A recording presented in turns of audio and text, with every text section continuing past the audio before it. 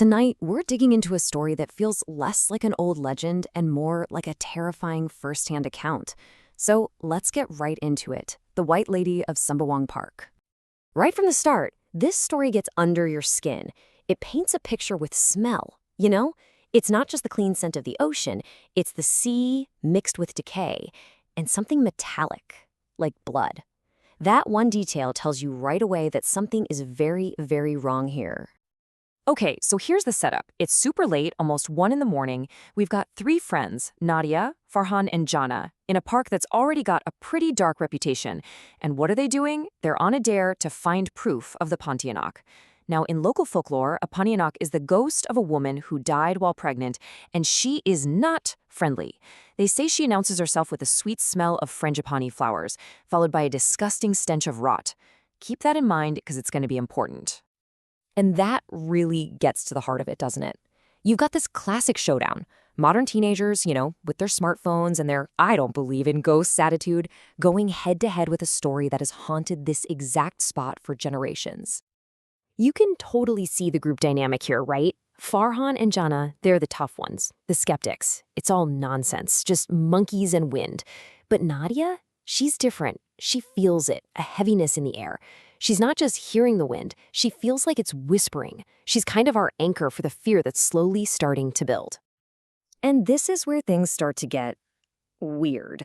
The park itself seems to be changing around them. It's giving them these little clues that you just can't explain away with logic. And boom, there it is, the first sign. Remember what I said about the Pontianak, that sweet frangipani smell? And the key thing here is, there are no flowers anywhere nearby. For the friends, it's just a weird smell. But for us, knowing the legend, this is a huge red flag. The hunt has officially begun. Then comes clue number 2, a sudden, sharp drop in temperature. And we're not talking about a little sea breeze. Paranormal investigators call this a cold spot. It's a classic sign that some kind of entity is nearby, literally sucking the energy and the heat out of the air. And then, maybe the most unsettling thing of all, the sound of nature just stops. Total silence. Imagine that for a second. The constant hum of the crickets at night, gone. It's like the entire forest is holding its breath because it knows a predator is nearby. And that silence is just shattered. It starts as a cry, far away, but then it twists into this awful, high-pitched laugh that seems to be coming from everywhere at once. It's a sound that's just dripping with malice, and it is definitely not human. And that one question from Jana, that's the turning point. All that skepticism, all the talk about monkeys and wind, it's completely gone. That single laugh just wiped it all away, and all that's left is pure, unfiltered terror.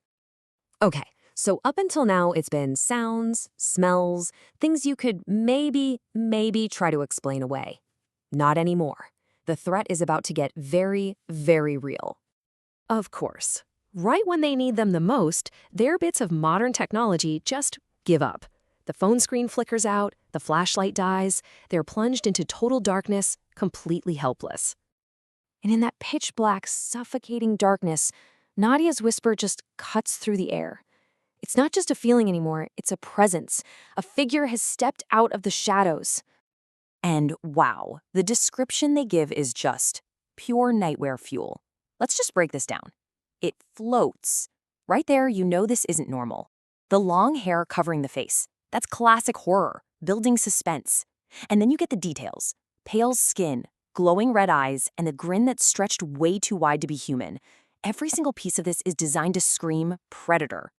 So you've got this horrifying thing to look at, and now it's a full-on attack on all their senses, an ear-splitting scream. And remember that sweet frangipani smell? It's gone, replaced by the other half of the legend, the stench of rot and blood. The lure has turned into the threat. I mean, what else can you do? You run for your life. And this next part is all about that desperate chase and the absolutely chilling thing they find when they think they've finally made it to safety. What's so terrifying about this chase isn't just that they're running from something, it's that the laughter isn't just behind them, it's all around them. It's bouncing off the trees. It makes it feel like she's everywhere at once, that there is no escape. It's like a cat toying with a mouse. So they finally burst out into the car park, this little island of civilization. And the first thing they feel isn't relief. It's this profound doubt. Farhan has to ask, "We saw her, right?" He needs someone to confirm that reality is still real, because what they just went through feels impossible. 3. Just the number 3. 3 friends went into the park, and now this number is just hanging here. What does it mean? And there it is, the horrifying answer. This is the proof they never ever wanted to find. It wasn't a shared nightmare. It wasn't their minds playing tricks on them. It was real. It was physical, and it left its mark. You'd think the story ends there, right? With them getting away? Nope, not even close. Because what was found in the park the next morning just adds another layer of creepy to this whole thing. So park rangers are doing their rounds, and they find this stuff. The swings in the playground, just moving by themselves. Creepy.